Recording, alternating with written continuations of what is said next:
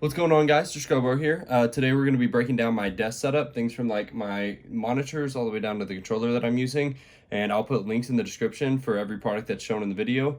So let's get right into it.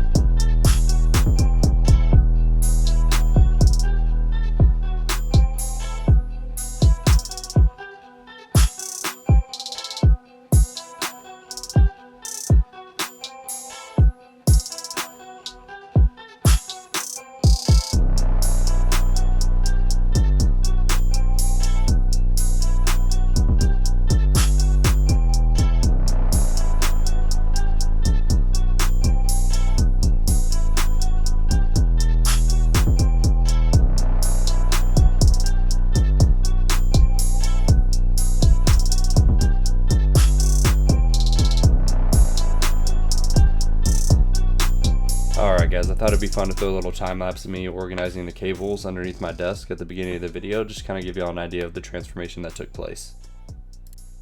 The first thing we're going to be starting with is the desk. I actually built this desk myself. I basically began with a frame for the top and cut a piece of plywood to match the frame. For the very top, I used pallet wood that I found for free on the Facebook Marketplace. If y'all haven't ever used the Facebook Marketplace, I definitely recommend it because most of the prices for the items on there are ridiculously cheap. Anyways, I finished off the desk with a dark walnut stain and 3 coats of polyurethane. I can't really put a price on the top of the desk, but I'd say if you already had all the tools to make it happen, it'd come out to be around $80, which is still a lot cheaper than buying a desktop or a tabletop from IKEA like most others would recommend. Plus you kind of get the availability to make it exactly how you'd like, which is what I did. I based my specifications on my roommate's L-shaped desks that they had bought on Amazon.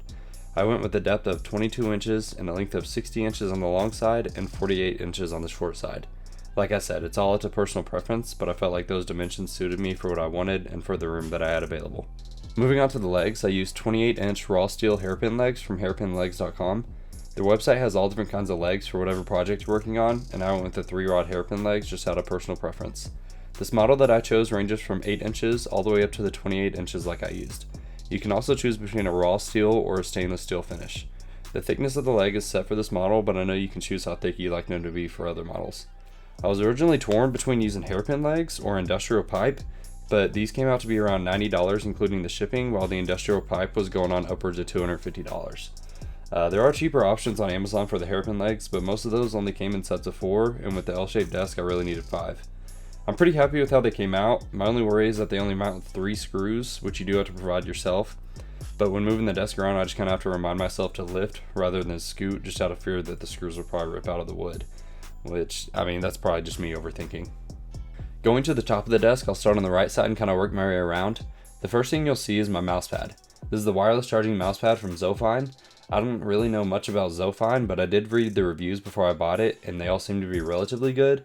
It's listed at $17, marked down from $23 at the moment, and features a 10-watt Qi-enabled wireless charger on the right side while still offering plenty of room for the mouse on the left. It's powered by a USB-C cable and finished with a gray leather on the top. My only 2 complaints for it is that the wireless charging pad is pretty sensitive on where you set your phone, so you gotta be pretty precise on the location. The second is that the bottom is relatively smooth, so when I was moving my mouse around, the pad would move with it. I fixed this by sticking some rubber feet on the bottom just to kind of give it some more grip. Overall, it's a pretty good combo for the price. I just can't see it being too much more expensive for them to add some kind of grip on the bottom. The mouse I'm using is the Logitech G502 wired gaming mouse.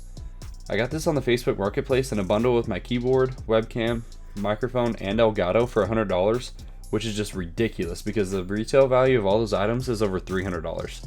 But just the mouse itself is around $50 new. It features 11 buttons that you can assign and has removable weights at the bottom for you to find the perfect balance for whatever game you're playing.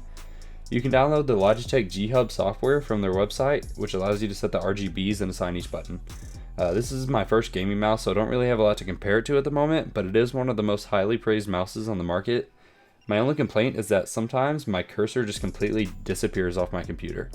I have no idea what's going on with that. My only fix is plugging in another mouse and kind of moving it around until it comes back up. If you have any idea how to fix that and make it a permanent fix, please drop a comment or reach out to me. I'd really appreciate it. The keyboard I'm using is the Razer Synosa Chroma gaming keyboard. The keys are individually lit and can be programmed in the SitNaps 3.0 software. You can also save different profiles in the software so you can quickly switch between games without having to reassign the keys to suit each one. Currently, my favorite thing about the keyboard is the equalizer option. You can set which apps on your computer you want it to activate for, and then when you open them, it automatically switches the lights in the keyboard to act as an equalizer. I've always liked having an equalizer go with my music, and Razer has done a pretty good job of implementing one into this keyboard. I'd say that the keyboard is pretty amazing, and Razer is a pretty big brand who knows what they're doing, so I think the only people that wouldn't be happy with this keyboard are those who prefer mechanical keyboards.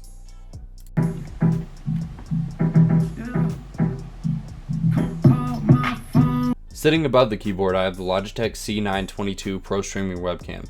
I have it mounted to the tripod that came with it, nothing really too fancy. The bundle costs around $85, but you can get the webcam itself for around $80. The C922 can record at 1080p at 30 frames per second, but I typically run it at 720p at 60 frames per second for a smoother look. This resolution works for me because usually I use it for streaming, and typically your face is in a small face cam in the corner, and the difference between 1080p and 720p is very minimal at that size. I also have no lag at 720p, and at 1080p there's about a 3-second lag, and it's becoming a hassle to sync the audio with the video, so I just kind of leave it at the 720p. If you're wanting a webcam to record at 1080p at 60 frames per second, you can check out the Logitech Brio. The only reason I didn't go with that one is because the C922 was on sale at Best Buy for $70 when I bought mine, and the Brio was around $180. In this actual video right now, I have the C270 webcam up there. I'm letting Jeremiah borrow my C920 just because this isn't as vital as a webcam as my main cam. So just bear with me, and we're gonna break down the C920 even though I'm showing the C270. Moving above my desk, I have the Logitech C920. This webcam records at 1080p at 30 frames per second or 720p at 30 frames per second. The C920 came out before the C922, and people argue back and forth between which webcam is actually the better one, but they both kind of have their perks. I use this one as a second angle for my stream. It kind of looks down on my setup, and I haven't seen a lot of people implement a second angle on their stream, but I feel like the viewers being able to see the setup makes them feel a little bit more involved. I got this webcam on the marketplace for $20, but you can get a new one on Amazon for about $60. The speakers I have are the Logitech Z200 computer speakers. Logitech is currently the #1 selling PC speaker brand, and by offering these for just $21, I can't see anybody really complaining about the audio that they're putting out. I've only had these for about a week now, but they've completely blown my expectation out of the water. The right speaker has a volume control knob, a headphone port, and an auxiliary port in the front. You do have a bass control knob on the right side, and although it doesn't do that much, you can definitely tell when you have it turned up. The headphone port is convenient for when you just want to throw some headphones on because it makes for an easy access to on the desk rather than having to reach down to your PC or your laptop. They also offer a model under the name of Z207 for $35 that is Bluetooth, but I have a Google Home display by my desk, so I didn't really feel the need for the Bluetooth. The microphone I have mounted on the left side of my desk is the Blue Yeti USB microphone, Midnight Blue Edition, and it comes in at around $110. The boom arm I'm using is by Enogear, and it came bundled with the windscreen and the pop filter. I haven't had any issues with the bundle, and it does get the job done for around $20 versus going with a boom arm from Blue or Rode that costs around $100. I have the mic mounted in a shock mount made by Knox Gear. It's currently listed as unavailable on Amazon, but I want to say it was around $12. The Blue Yeti USB mic is one of the most popular mics out right now, And I won't get too deep into the details because there are tons of videos on YouTube about it already, but I'll just kind of break down some of the settings for anybody that's wondering. The first setting is a stereo mode, which blocks sound from the back of the microphone, and it's typically used for recording with an instrument. The second setting is omnidirectional mode, which captures audio from all directions. The third setting is a cardioid mode, which captures audio just from the front of the microphone, and it's typically used for voiceovers or streaming. And the last setting is the bidirectional mode, which captures audio from the front and the back of the microphone and is used maybe for a duet or a two-person interview. The information that I just stated could be found on the side of the box, or they provide a card inside of the box. I typically use the cardioid mode just because I use it for streaming and my voiceovers. There's a mute button on the front that has a light, and it's solid when it's unmuted and it blinks when it's muted. On the back of the microphone, there's also a gain control knob. For anybody that doesn't know, Blue makes their logo on the front of the microphone, so no matter what model you have, speak facing the logo and not to the top or with it facing away from you. The two monitors I have are the Asus VG245H. I got one from Best Buy and the other one off of Facebook Marketplace. They're priced at $180 on Amazon right now, which is what I paid at Best Buy, and I got one for their Facebook Marketplace at $75. They are 24 inches at 1080p with 2 HDMI ports, 1 BGA port, 1 millisecond response time, and a 75 Hz refresh rate. I chose these monitors because this is the model that they use at the Call of Duty World League tournaments, and for only $180, they provided everything I was looking for. They can be rotated into a portrait mode if you wanted to, and include the standard VESA mounting holes. They also have a setting that turns on a red dot at the center of the screen, which is helpful in first-person shooters while hip firing, but considering this would be illegal in competitive play, I choose not to use that. Behind my left monitor, I have a generic ring light on a boom arm stand by Newer. The ring light was around $18 and has 10 different brightness settings, 3 different light settings. It's USB powered and the controls are on the wire. I have my control box mounted on the base of the monitor with some 3M tape, just kind of keep it from moving around. It includes 4 buttons on it: a brightness up, a light setting, brightness down, and the power button. The brand is actually called the Yule Texon, but it's currently listed as unavailable on Amazon. The boom arm is actually made for a webcam, but they have the same thread size, so it kind of worked out. You can find it on Amazon for around $17. You'll either need a boom arm or a tripod for the light if you get this exact model, because it didn't come with anything to mount it on. The headset I'm using is the Astro A40s paired with the Mixamp Pro Tournament Ready editions. The pair I have are the 2015 edition, and they just recently released the 2019 edition, just 1 week past my return date for these. The 2019 is $250 with the Mixamp Pro. Nonetheless, they are hands down the best gaming headset I've ever used. You don't need the Mixamp Pro to use these, but it is really convenient just to be able to reach up and adjust the chat and game balance audio with the knob rather than having to go to the settings every time. They do have surround sound, but I found that turning it off actually gives you better directional hearing in the games, which doesn't make much sense to me. The Mixamp also helps with streaming because sending the audio straight to the capture card would often leave out the party audio, and sometimes that's the most entertaining part of the streams. Even though I was pretty mad the 2019 version came out just a tad too late for me, these are still a pretty amazing set of headphones. When I'm not using them, I have them hanging on a headphone hanger made by Newbie that you can pick up on Amazon for $9. You can either mount it with a 3M tape that's provided or with the screws that they provide. The controller I'm using with my PS4 Pro is the Astro C40 TR controller. This controller just came out this year, and it's one of the biggest contenders of scuff at the moment. I played with both, and I do prefer the C40 just to the preference of the sticks. The joysticks and the D-pad are modular, so you can swap them out in position, or if one goes bad, you can get a new one. It also comes with a hard carrying case that holds the extra joysticks that come included. I play with my right stick concaved and raised, while my left stick is convex and standard length. It also features 2 buttons on the back that you can assign to any button choice. You can play wired or wirelessly with the USB plug-in. Astro is a very high quality brand, and even though this is their first controller, it's been holding up pretty well throughout all my gameplay. I picked this one up on eBay for $150, but they do sell for $200 new. To the left of my desk, I have a shorter side table from Home Goods. I have my Google Home display there, and I mainly use that for the live picture frame, alarm, and Bluetooth speaker. I can also control all my lights with the Google Assistant. You can find them for as low as $90, but not on Amazon due to their competition with Alexa. If you're looking for a better speaker with the home display, you can check out the Lenovo Smart Display at 8 inches for $170 or 10 inches for $230, or you can look at the JBL Link View for $250. Next to that, I have my Apple Watch charger and a dock from Lego. They have a bunch of different designs, and I went with the Aqua Blue Mac because it reminds me of elementary school and playing on those computers in the computer lab. You slide your watch in and it goes in the night mode stand, which is pretty cool. It acts as another alarm clock. Behind that, I have a 4-port USB charging dock from iHome that I got from TJ Maxx for like $10. I usually keep my Google Nexus 7 tablet on there and move it over to my desk when I'm working and watching Netflix on the side.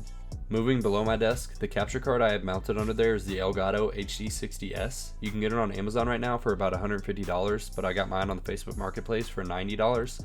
I did have another one that came in that bundle that I bought for $100 on the Facebook Marketplace, but I gave that one to Jeremiah to use. You can stream and record at 1080p at 60 frames per second with this model.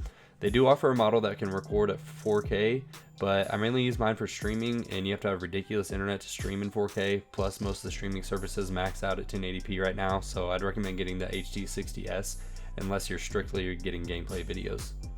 I picked up a 7-port USB hub made by Italo to have some more ports for my computer. It's a $25 USB 3.0 hub that has a separate power cable, so you can keep whatever you have plugged into it powered on when the computer is off.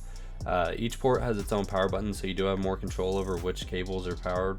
The power strip I'm using is made by Zesson, and it's listed on Amazon for $38. It has 12 outlets and comes with all the mounting hardware you need.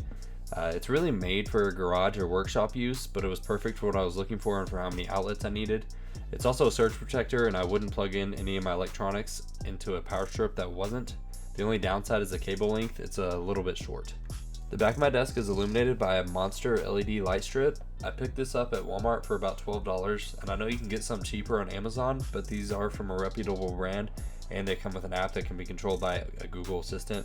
They have a couple of different settings that you can cycle through, or colors that you can set if you just want a specific color.